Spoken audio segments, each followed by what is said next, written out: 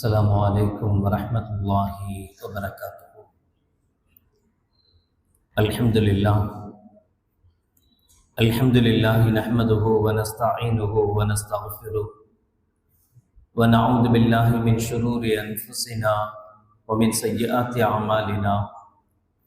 من يهده الله فلا مضل له ومن يضلل فلا هادي له. ونشهد أن لا إله إلا الله وحده لا شريك له ونشهد أن سيدنا ومولانا محمدا عبده ورسوله. اللهم صل على سيدنا مولانا محمد طب القلوب ودوائها وعافية الأبدان وشفائها ونور الأبصار وضيائها وعلى آله وصحبه وسلم. أما بعد، فقد قال الله تعالى في القرآن العظيم والفرقان المجيد: أعوذ بالله من الشيطان الرجيم، بسم الله الرحمن الرحيم. يا أيها الذين آمنوا قوا أنفسكم وأهليكم نارا وقودها الناس والحجارة. قال النبي صلى الله عليه وسلم: طلب العلم فريضة على كل مسلم، أو كما قال عليه الصلاة والسلام. صدق الله العظيم وصدق رسوله النبي الكريم. سبحانك لا علم لنا إلا ما علمتنا إنك أنت العليم الحكيم. رب اشرح لي صدري ويسر لي أمري واحلل عقدة من لساني يفقهوا قولي.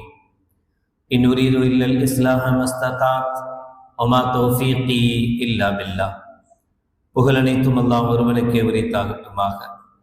சலாத் என்னும் கருணையும் சலாம் என்னும் ஈடேற்றமும் ஈருலக சர்தார் எம்பெருமானார் ரசூலே கரீம் ஸல்லல்லாஹு அலைஹி வஸல்லம் அவர்கள் மீதும், அவர்களுடைய அடிச்சுவடுகளை கடுகளவும் பிசகாது வாழ்ந்து வந்த உத்தம சத்திய சஹாபாக்கள், தாபிஈன்கள், தபா தாபிஈன்கள், நபிமார்கள், வலிமார்கள், ஷஹீதுகள் மற்றும் நம் அனைவர்கள் மீதும் ஏனைய இஸ்லாமியர்கள் மீதும் என்றென்றும் நிலவட்டுமாக. ஆமீன். பெருமைக்கும் பெரும் மதிப்பிற்கும் உரிய பெரியோர்களே, அல்லாஹ்வின் நல்லடியார்களே, அல்லாஹ் ஜல்ல ஷானஹு வ தஆலாவின் பெரும் கிருபையினால் புனித ஷவ்வால் மாதத்தின் முதல் ஜும்ஆவில் அமர்ந்திருக்கிறோம். அல்ஹம்துலில்லாஹ். ரமலானை தொடரும் விதமாக இந்த நாட்களிலேயும் ஷவ்வாலினுடைய 6 நோன்பை நோற்ற நிலையில் அமர்ந்திருக்கக்கூடிய சீதேவிகளும் உண்டு.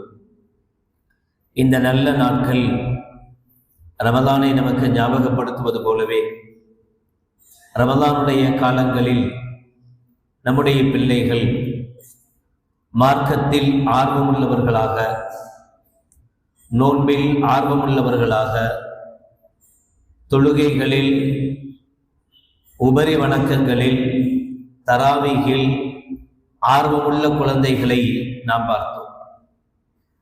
இந்த ஆர்வத்தையும்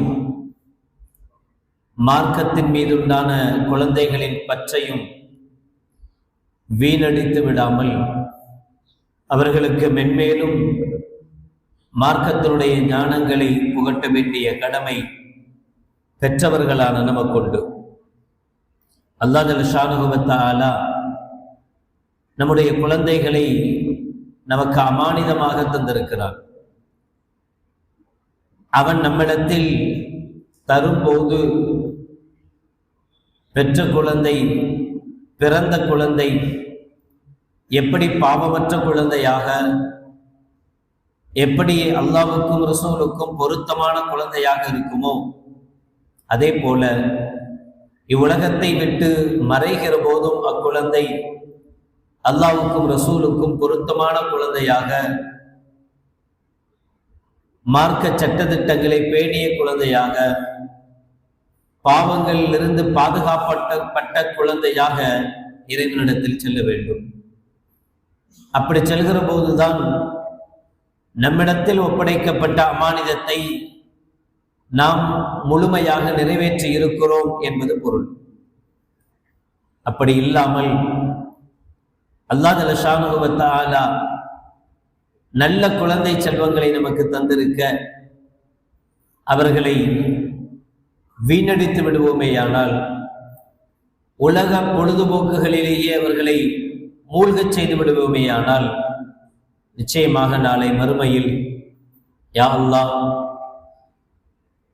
நாங்கள் கெடுவதற்கு இவர்கள்தான் காரணம், எனவே எங்களுக்கு தரும் வேதனையைப் போல 2 மடங்கு வேதனையை இவர்களுக்கு கொடு என்று நாம் பாசத்தோடு வளர்த்த குழந்தைகள், நாம் அன்போடு வளர்ந்த குழந்தைகள் நமக்கெதிராக அல்லாஹ்விடத்தில் சாட்சி சொல்லக்கூடிய நேரமும் காலமும் வரும். அல்லாஹ் பாதுகாப்பானார். அந்நிலை ஏற்படாமல் இருக்க வேண்டுமேயானால் இவ்வுலகத்தில் அவர்களை மார்க்கப்பட்டுள்ளவர்களாக வளர்க்க வேண்டும். நாம் வாழுகிற இந்த காலகட்டத்தில் யாராக இருந்தாலும், இளைஞர்களாக இருந்தாலும், சிறியவர்களாக இருந்தாலும், ஏன் பெரியவர்களிடத்திலே கூட அல்லாஹை பற்றி உண்டான பயமும், ஹராம் ஹலாலை பேணி வாழ வேண்டும் என்கிற எண்ணமும், எந்நேரமும் அல்லாஹ் நம்மை கவனித்துக் கொண்டிருக்கிறான், அவன் கேள்வி கேட்பான் என்கிற எண்ணமும் குறைந்து கொண்டே வருவதை நாம் பார்க்க முடிகிறது. ரமதானில் 27க்கு பிறகு ஆத்தங்கரை பள்ளிவாசல் திருநெல்வேலி மாவட்டத்தில் கடன் தொல்லையால் தன்னுடைய குடும்பத்தை காரில் வைத்து எரித்து தற்கொலை செய்து கொண்ட ஒரு குடும்பத்தை பார்த்து, ஏன் இப்படி செல்கிறார்கள், அந்த பச்சிளம் பிள்ளைகள் என்ன பாவம் செய்தது, அவர்களையும் சேர்த்து நரகத்திற்கு அழைத்து செல்கிற பெற்றவர்களாக மாறி போய்விட்டார்களே என்று கண்ணீர் வடித்த நேரம் போய், நேற்று காஞ்சிபுரத்திலே 26 வயதுடைய ஒரு பெண்மணி தன்னுடைய 8 மற்றும் 5 வயதுடைய 2 குழந்தைகளை கிணற்றில் தள்ளி தானும் தற்கொலை செய்து கொண்ட நிகழ்வு இன்றைய காலையில் நம்முடைய கண்களில் படுகிறது. நம் சமுதாயத்தைச் சேர்ந்தவன் கடன் தொல்லையால் தன்னுடைய உயிரை மாய்த்திருக்கிறாள். கூடவே 8 வயது 5 வயது உள்ள குழந்தைகளையும் தன்னோடு தற்கொலை செய்ய தூண்டி அவர்களையும் தற்கொலை செய்ய வைத்திருக்கிறாள். ஏன் இந்த நிலை? தற்கொலை என்பது எவ்வளவு கொடூரமானது, எவ்வளவு கஷ்டமானது. தன்னுடைய பிள்ளைகளை இவ்வளவு சிரமப்பட்டு கஷ்டப்பட்டு வளர்த்து அவர்களை கடைசி நேரத்தில், கடைசி காலகட்டத்தில் மூச்சு திணறி, மூச்சு முட்டி, யாரும் உதவிக்கு இல்லாமல் கொஞ்சம் கொஞ்சமாக கொடுமையை அனுபவித்து, அந்த கஷ்டத்தை நினைத்து பார்த்தால் கூட அந்த தாய்க்கு தன் குழந்தைகளை தள்ளிவிட மனம் வந்திருக்காது. அதையெல்லாம் தாண்டி நாளை மறுமை ஒன்று இருக்கிறது, அல்லாஹ் நம்மை கேள்வி கேட்பான். தற்கொலை செய்து கொண்டவர்களுடைய பாவங்களை அல்லாஹ் நிச்சயம் மன்னிக்க மாட்டான், அவர்கள் நரகத்துக்குரியவர்கள் தான். இந்த உலகத்தில் நாம் படுகிற சின்ன சின்ன கஷ்டங்களுக்காக, இந்த உலகத்தில் நாம் படுகிற சிறு சிறு சிரமங்களுக்காக நம்மை மாய்த்துக் கொள்வதுதான் தீர்வென்றால், தற்கொலை செய்து கொள்வதுதான் தீர்வென்றால், நாளை மறுமை எந்த விதமான எண்டும் இல்லாத, இறுதியும் இல்லாத, முடிவில்லாத காலம், முடிவில்லாத அந்த மறுமையிலே தொடர் நரகத்தை அனுபவிக்கிற சக்தி இந்த உடலுக்கு உண்டா, இந்த உடலுக்கு இருக்கிறதா என்பதை ஒரு கணம் சிந்தித்து பார்த்தால் நிச்சயமாக இந்த மோசமான முடிவுகளுக்கு சமுதாய பிள்ளைகள் தயாராக மாட்டார்கள். அப்படியானால் சிறுவர்களை தாண்டி, இளைஞர்களை தாண்டி, பெரியவர்களிடத்திலேயும் கூட மார்க்கத்தை பற்றி உண்டான ஞானம், மார்க்கத்தை பற்றி உண்டான பயம், மறுமை சம்பந்தப்பட்ட பயம் மிக மிக குறைவாக இருப்பதனுடைய வெளிப்பாடுகள் தான் இவைகளெல்லாம் என்பதை நம்மால் யூகிக்க முடிகிறது. அவர்கள் உதவி செய்யப்பட வேண்டியவர்கள் உதவி செய்யப்பட்டிருக்க வேண்டும் என்பதையெல்லாம் தாண்டி, உதவியே கிடைக்காமல் போனால் கடைசி மூச்சு வரை இருக்கிற காலம் வரை அல்லாஹ் அல்லாஹ் என்கிற வார்த்தையோடு கிடந்து எப்படியாவது தன் உயிரையும் தன்னுடைய பிள்ளைகளுடைய உயிரையும் காப்பாற்றியிருக்க வேண்டும். சில சமயங்களில் மார்க்கம் இப்படி அனுமதி கொடுக்கிறது, உயிர்தான் போகும், வேறு வழியே இல்லை சாப்பாட்டுக்கு உணவுக்கு என்றிருந்தால் ஹராமை கூட மார்க்கம் ஹலாலாக்கி காட்டுகிறது. நீங்கள் கேள்விப்பட்டிருப்பீர்கள், ஒருவன் மாட்டிக்கொள்கிறான், உணவுக்கு எந்த வழியும் இல்லை, உயிர் போகிற நிலை சூழ்நிலை. அவனுக்கு முன்னால் பன்றிக்கறிதான் இருக்கிறது, அது ஹராமானதுதான், இஸ்லாமியர்கள் சாப்பிடக்கூடாததுதான். ஆனால் அது இருந்தாலும் கூட வேறு வழியே இல்லை உணவுக்கு என்றால் அவன் அதை ஒன்றாவது தன் உயிரை காப்பாற்ற வேண்டும் என்று சொல்வது இஸ்லாமிய மார்க்கம். அதற்காக பட்டினி கிடந்து சாக சொல்லவில்லை. ஹராமானதை கூட ஹலாலாக்கி உயிரை மாய்த்துக் கொள்கிற அந்த உரிமையை யாருக்கும் இஸ்லாம் கொடுப்பதில்லை. காரணம், அடிப்படையை நாம் உணராது. இந்த உடல் நமக்கு சொந்தமானதல்ல. மார்க்கத்தில், இஸ்லாத்தில் உறுப்பு தானங்கள் தடை செய்யப்பட்டிருக்கிறது. கிட்னியை தானம் கொடுப்பதோ கண்ணை தானம் கொடுப்பதோ தடை செய்யப்பட்டிருக்கு. இன்னும் சொல்ல போனால் ஒருவர் இறந்த பிறகு கூட அவருடைய உறுப்புகள் தானம் செய்யப்படுவது தடை செய்யப்பட்டிருக்கு. ஏன், என்ன காரணம்? அவர் தான் மூத்தா போயிட்டாரு, இனி அதை வச்சு அவர் என்ன செய்ய போறார்? இனி எதுக்கு அதுக்கு அவருக்கு அதை வச்சு இன்னொருத்தனாவது பிழைப்பானே என்று நம்முடைய உணர்வு சொல்கிறது, நம்முடைய மூளை சொல்கிறது. ஆனால் இஸ்லாம் சொல்கிறது, எது உனக்கு சொந்தமானதோ அதை நீ தர்மம் பண்ணலாம், தானம் பண்ணலாம், உனக்கு அந்த உரிமை உண்டு. எது நமக்கு சொந்தம் இல்லையோ அடுத்தவன் பாக்கெட்ல கையை விட்டு அவன் காசை எடுத்து தானம் பண்ணக்கூடாது. அது அவனுக்கு சொந்தமானது, நமக்கு சொந்தமானது இல்லை. இந்த உடல் முழுக்க முழுக்க அல்லாஹ்வுக்கு சொந்தமானது. இந்த கண்ணை அல்லாஹ் நமக்கு தந்திருக்கிறான் பார்த்து கொள்ளலாம் என்கிற அனுமதிக்காக, சொந்தம் கொண்டாடுவதற்கல்ல.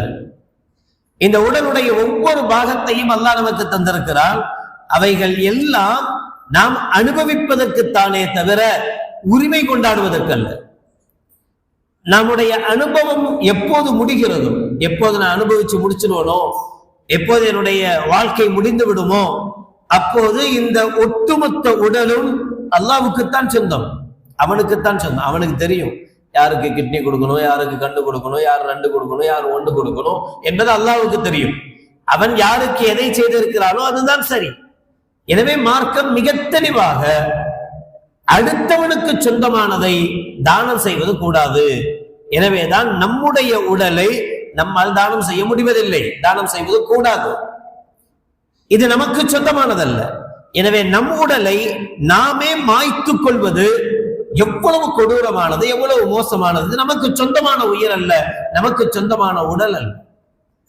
இந்த சாதாரண அடிப்படை விஷயம் தெரியாதவர்கள், இதை உணராதவர்கள் மோசமான நிலைக்கு தள்ளப்படுகிறார்கள், செல்கிறார்கள். நம்முடைய காலகட்டத்திலே, மிக நெருக்கமான காலகட்டத்திலேயே அதிகமான இஸ்லாமிய மரணங்களை, அதிலேயும் மரணங்களில் தற்கொலைகளை அடிக்கடி கேட்கிற போது எங்கே மார்க்கம் நலிந்து கொண்டிருக்கு, எதையோ எவனோ கட் பண்ணிட்டான் அப்படின்னு புலம்புறோம். மார்க்கத்தின்படி வாழ விட மாட்டேங்கிறான் அவன், மார்க்க சட்டத்தின்படி அவன் சட்டத்தை மாத்துறான், ஷரியத்தை மாத்துறான் அப்படின்லாம் சத்தம் போடுகிற நாம், கொப்பளிக்கிற நாம், நம்முடைய அருகாமையில் இருக்கிற, நம்முடைய உறவுகளாக இருக்கிற, நம்முடைய சொந்தங்களாக இருக்கிற பலரையும் மோசமான இந்த காரியத்தில் தள்ளப்படுவதிலிருந்து காப்பாற்ற வேண்டிய கடமை உணர்வு நமக்கு உண்டு. அதே போலத்தான் ஒவ்வொரு விஷயத்திலேயும் இஸ்லாமிய மார்க்கத்தை சார்ந்த சகோதர சகோதரிகள் தெளிவாக மார்க்கத்தில் தடை செய்யப்பட்ட விஷயம். சையதுனா உமர் இப்னுல் கத்தாப் ரலியல்லாஹு தஆலா அவர்கள் சொல்வார்கள், நாங்கள்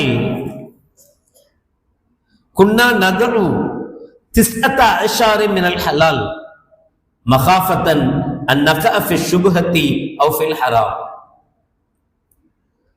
10 விஷயம் ஹலாலானது என்று மிக தெளிவாக தெரிந்த 9 விஷயமும் மார்க்கத்தில் அனுமதிக்கப்பட்டதுதான், ஹலால் தான் என்று தெரிந்த 10 நாங்கள் விட்டு விடுவோம். நாங்கள்ல சஹாபாக்களான நாங்கள் ஹலாலான மார்க்கம் அனுமதித்த 10ல் 9 விட்டு விடுவோம். ஏன் தெரியுமா? இந்த 9ல் ஏதாவது ஒன்று எங்களை ஹராமில் கொண்டு போய் சேர்த்து விடுமோ என்கிற பயத்தின் காரணத்தில் இதை செய்ய போய் இது நம்மள ஹராம்ல கொண்டு போய் விட்டுடுமோ என்பதை பயந்து 10ல் 9 ஹலாலானவைகளை, அனுமதிக்கப்பட்டதை நாங்கள் விட்டு விடுவோம், செய்யவே மாட்டோம், செய்ய துணிய மாட்டோம் என்று உமர் இப்னுல் கத்தாப் ரலியல்லாஹு தஆலா அன்ஹு அவர்கள் சொல்வார்கள்.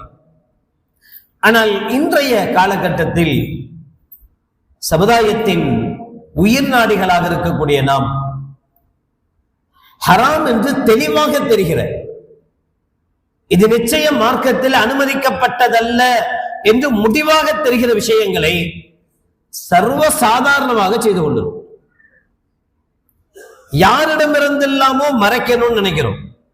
நாம் செய்கிற செயல் சொந்தத்துக்கு தெரியக்கூடாதுன்னு நினைக்கிறோம், ஊர்காரனுக்கு தெரியக்கூடாதுன்னு நினைக்கிறோம், உறவுகளுக்கு தெரியக்கூடாதுன்னு நினைக்கிறோம், மஹல்லாவாசிகளுக்கு தெரியக்கூடாதுன்னு நினைக்கிறோம்.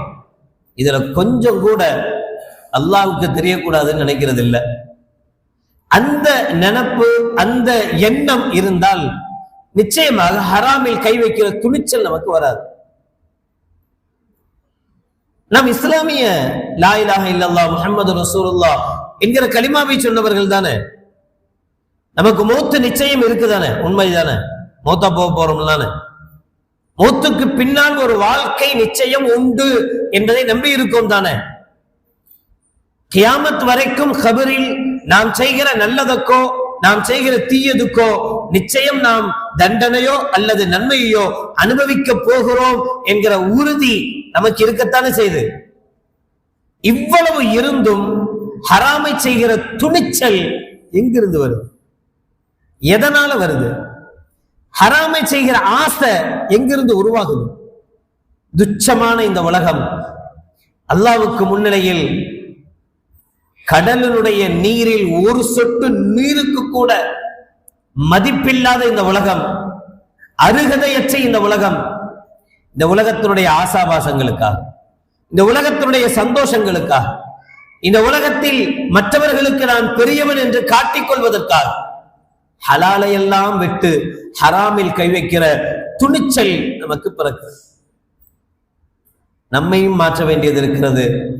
நம் சமூகத்தை, நம்முடைய குழந்தைகளை, நம்முடைய வழிவரக்கூடிய பிள்ளைகளை பாதுகாக்க வேண்டிய கட்டாய கடமை நமக்கு இருக்கு. எங்கேயும் போய் ஹலால் ஹராம் நம்முடைய பிள்ளைகளுக்கு சொல்லிக் கொடுக்க முடியாது. அதான் அத்தாவா இருக்கிறவர் கண்டிப்பா பிள்ளைக்கு சொல்லிக் கொடுக்க மாட்டார், சொல்லிக் கொடுக்கறது இல்லை.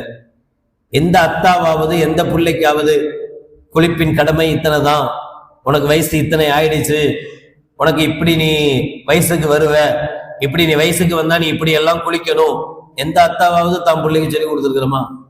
முடியாது. எப்படி பிள்ளைகிட்ட போய் அப்படி பேசுறது, எப்படி பிள்ளைகிட்ட போய் அப்படி சொல்றது என்றுதான் நினைப்போம். அதை எங்க சொல்லி கொடுக்கிறது, எங்க கத்துக்கிறது பிள்ளைங்க? அபூ ஹுரைரா ரலியல்லாஹு தஆலா அன்ஹு அவர்கள் மதீனாவுடைய வீதிகளுக்கு வந்து, கடை வீதிக்கு வந்து எல்லாரும் பஜார்ல மும்மரமா வியாபாரம் பண்ணிட்டு இருக்காங்க. அபூ ஹுரைரா ரலியல்லாஹு தஆலா சொன்னாங்க, என்ன நீங்கள்லாம் இங்க இருக்கிறீங்க, மஸ்ஜிது நபவியில நபிகள் நாயகம் ஸல்லல்லாஹு அலைஹி வஸல்லுடைய வராசத்து சொத்தெல்லாம் பங்கு வச்சுட்டு இருக்கிறாங்களே, நீங்கள்லாம் இங்க இருக்கிறீங்களே அப்படின்னு ஒரு வார்த்தை சொன்னாங்க. சொத்துன்னா தான் நம்ம வாய்ப்புழப்போமே. எல்லோரும் தேடி நேர மஸ்ஜிது நபவிக்கு போயாச்சு. அபூ ஹுரைரா ரலியல்லாஹு தஆலா அங்கேயே நிற்கிறாங்க பஜார்லே. போனவங்க மஸ்ஜிது நபவியை போய் பார்த்துட்டு ரிட்டர்ன் வர்றாங்க, திரும்ப வர்றாங்க. திரும்ப வந்து அபூ ஹுரைரா ரலியல்லாஹு தஆலா சொல்லுவாங்க, நீங்க ரசூலுல்லாஹி ஸல்லல்லாஹு அலைஹி வஸல்லம் அவங்களுடைய உயர்ந்த சஹாபி, அதிகமான ஹதீஸ்களை அறிவிப்பு செய்தவர், நீங்க போய் இப்படி விளையாடலாமா அப்படின்னா. என்ன விளையாடுனேன்னு கேட்டாரு. இல்ல மஸ்ஜிது நபவியில ரசூலுல்லாஹ்வுடைய சொத்தெல்லாம் பங்கு வைக்கிறாங்கன்னு சொன்னீங்களே. ஆமா சொன்னேன். அப்படி ஒண்ணுமே நடக்கலையாங்க. அப்ப அங்க என்ன நடக்குது? மஸ்ஜிது நபவிக்கு போனீங்களா? போனோம். அங்க என்ன நடக்குது, என்ன செய்யறாங்க? யாரோ ஒரு சிலர் ஓரமான தொழுதுட்டு இருக்கிறாங்க, 2-3 பேர். ஒரு சிலர் உட்கார்ந்து குர்ஆன் ஓதுறாங்க, ஒரு சிலர் திக்ர் செஞ்சுட்டு இருக்கிறாங்க. இதுதான் பண்ணிக்கிட்டு இருக்கிறாங்களே தவிர அந்த சொத்தெல்லாம் ஒன்றும் பங்கு வைக்கலன்னாங்க. அபூ ஹுரைரா ரலியல்லாஹு தஆலா கேட்டாங்க, கண்மணி நாயகம் ரசூலுல்லாஹி ஸல்லல்லாஹு அலைஹி வஸல்லம் அவர்கள் விட்டுட்டு போன சொத்து இவைகள் தானே, இந்த தொழுகையும் இந்த திக்கரும் இந்த துஆவும் இந்த வணக்கமும் இதுதானே ஸல்லல்லாஹு அலைஹி வஸல்லம் விட்டுட்டு போன சொத்து. இதுல கொஞ்சம் கூட கவனம் செலுத்தாம எப்ப பார்த்தாலும் 24 மணி நேரம் துட்டு பணம் பணம் பணம்னு இங்கேயே கிடக்குறீங்களே, கொஞ்சம் அங்கேயும் கவனம் செலுத்துங்கன்னு சொன்னாங்க. நபிகள் நாயகம் ஸல்லல்லாஹு அலைஹி வஸல்லமுடைய சொத்து நம்முடைய பிள்ளைகளுக்கு கிடைக்கல. நம்முடைய பிள்ளைகள் அந்த மார்க்கப்பட்டுள்ள விஷயங்கள்ல வரல. இப்பவும் சொல்றேன், மதரசாக்கள் துவங்குகிற காலங்கள், மதரசால பிள்ளைகளை சேர்க்க வேண்டிய காலங்கள், சாதாரணமா சின்ன பிள்ளைகளை 5 வயசுக்கு மேற்பட்ட பிள்ளைகளுக்காக எல்லா பள்ளிவாசல்கள்லேயும் அங்கங்குள்ள பள்ளிவாசல்கள்ல இலவசமாக 5 பைசா வாங்காம மதரசால அலிபாத்தா அவங்களுக்கு உண்டான மார்க்க தீனியா இது எல்லாமே கற்றுக் கொடுக்கப்படுகிறது. ஆனா நம்ம பிள்ளைகளை அனுப்ப நாம தயார் இல்லை. பெருசா ஒரு காரணம் வச்சிருக்கோம். புள்ள 5th படிக்கிறான், 6th படிக்கிறான், எக்ஸாம் வந்துடுச்சு. எக்ஸாமுக்காக மதரசாவுடைய கட்டு. அப்புறம் 10th வந்தா கேட்கவே வேணாம், +1 +2 சொல்லவே வேணாம், மதரசாக்கு அனுப்பவே கூடாது, ஒண்ணுமே கிடையாது. மழை வரக்கூடாது, மதரசா கிடையாது. பனி பெய்யக்கூடாது, மதரசா கிடையாது. மழை பெய்யற மாதிரி கூட இருக்கக்கூடாது, மேகம் வந்துடக்கூடாது, பிள்ளைய மதரசாக்கு அனுப்பிடக்கூடாது, கெட்டு போயிடுவான். இப்படியெல்லாம் அனுப்பாம தான் நம்ம புள்ள கெட்டு போனோம். மதரசாக்களுக்கு சிரமப்பட்டு கஷ்டப்பட்டு அவர்களை அஹ்மது இப்னு ஹம்பல் ரஹ்மஹுல்லாஹ் அவர்கள் அனாதையாக வாழ்ந்தவர்கள். 4 இமாம்களில் ஒருவர். அனாதையாக யத்தீமாக இருந்த பிள்ளைய அவங்க அம்மா அதிகாலையில விடிய காலையில தம் பிள்ளைய எழுப்பி அலங்கரித்து நல்ல ட்ரெஸ் போட்டு நல்ல பிள்ளைய ரெடி பண்ணி மதரசாவுக்கு கூட்டு போகிற வளமை அஹ்மது இப்னு ஹம்பல் ரஹ்மஹுல்லாஹ் அவர்களுடைய அம்மாவுக்கு தாய்க்கு இருந்தது. 1 கோடிக்கும் மேற்பட்ட ஹதீஸ்களை அறிவிப்பு செய்தவர்கள் அஹ்மது இப்னு ஹம்பல் ரஹ்மஹுல்லாஹ் அவர்கள். அந்த தாயினுடைய பாசமும் கரிவும், என் புள்ள எப்படியாவது ஓதணும், என் புள்ள எப்படியாவது மார்க்கத்தை தெரிஞ்சுக்கணும் என்கிற அக்கறையும் அஹ்மது இப்னு ஹம்பல் ரஹ்மஹுல்லாஹ் அவர்களை தந்தையே இல்லாத பிள்ளையாக வளர்ந்தாலும் கூட மிகப்பெரிய மார்க்கத்தின் இமாமாக மாறுகிற சக்தி அவர்களிடமிருந்து கிடைத்தது.